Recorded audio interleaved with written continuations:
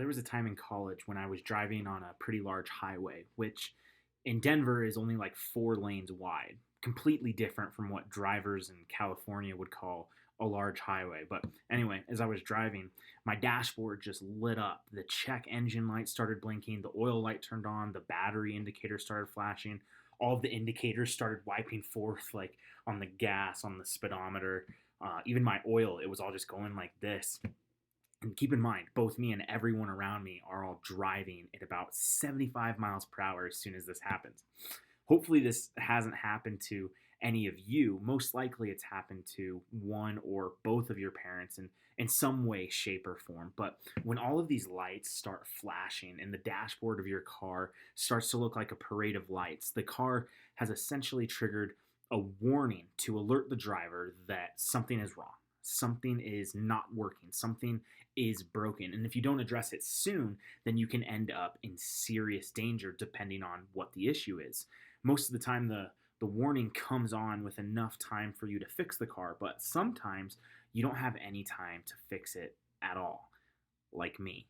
Within seconds, my car started slowing down to a complete stop in the middle of a highway while everyone else is continuing to drive 75 miles an hour. I immediately called the cops so they could send out like a squad car to sit behind me and to turn on its lights so that no one would hit me. I called my dad so he could tow me home, and everything ended up turning out just fine. But that could have been a different story if it hadn't been for the dashboard lights that warned me that something was wrong, or even if the police hadn't shown up to warn the other drivers about my car stuck in the middle of the highway by simply turning on their lights. Warning signals in and of themselves, they're not bad. They're intended to protect us and to save us. And our bodies have these very same signals. For instance, anger is like a dashboard warning light. It's a signal. In and of itself, it's not a bad emotion, but it's one that provokes us to a further understanding and ability to manage a situation. Now, like a car, if that signal is ignored or if it's left unchecked, then it can become something else entirely. Then it can become dangerous.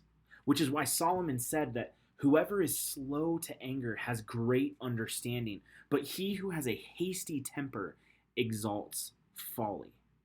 When it comes to moments of influence, your warning signal of anger is bound to be primed and ready. And how we acknowledge that warning light can determine whether or not we are acting as people of wisdom or as fools.